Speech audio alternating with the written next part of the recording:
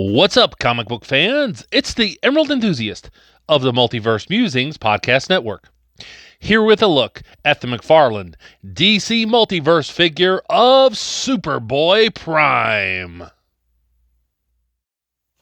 I found this figure on sale recently. The packaging is not in good shape, but nonetheless, I thought it would make for an interesting review. We get a window at the top, product information at the bottom. It says Superboy Prime Infinite Crisis on the side. On the opposite side, it says Superboy Prime with a partial window. And on the back, we get this really striking product shot of Superboy Prime. On the back bottom, we get a look at the other figures available in this wave. And now it's time to bust this figure out of the package and see what's inside. And here we see Superboy Prime out of the package and ready to rumble. There's a lot to like about this figure, especially when it comes to the colors, but there is one serious articulation issue. So let's go ahead and get a closer look at the loose details now.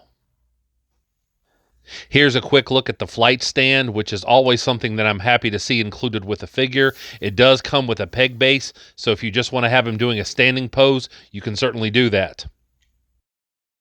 Here is the bio on the back of the trading card. If you'd like to read this, go ahead and pause the video and do so now. Let's have a look at lower body details now. And I really like this metallic paint choice for the boots. That silver is very striking. Good musculature there on the quadriceps as well as the seams. I really like these hoses that are part of the solar armor. He does have a midfoot hinge. Double jointed knees. They're a bit limited due to the cape, but that is to be expected.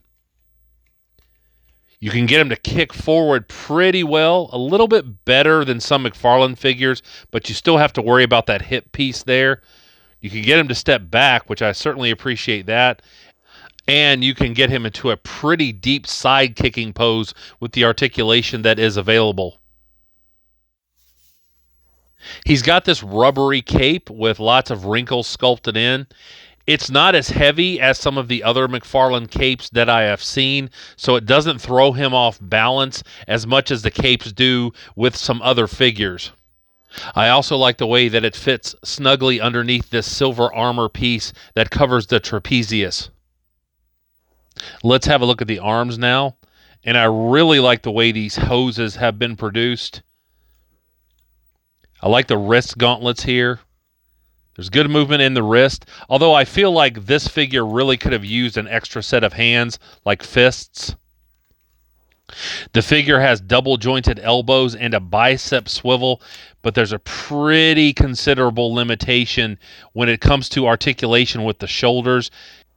The silver shoulder pieces of the armor inhibit his arms from going over his head. So you really can't get him into a good flying pose. However, you can get the arms to go out and back in this big power pose. Here's a close-up of the torso and head, and I really think the Superman symbol is gorgeous. I don't really have a problem with a lot of aspects of the head sculpt. I just feel like the expression doesn't really match the level of like villainy and anger that we often see from Superboy Prime in the comics. The head moves a little bit better than I thought. It does catch a little bit on the armor, but at least there is overall a good amount of articulation. He doesn't look up that well, but you can get him to look down considerably, and there is head tilting to both sides, so I certainly appreciate that. There's also better torso articulation than I anticipated. As you can see, the upper torso swivel moves very well. He pivots from side to side easily. And the Superman logo here doesn't inhibit any of that.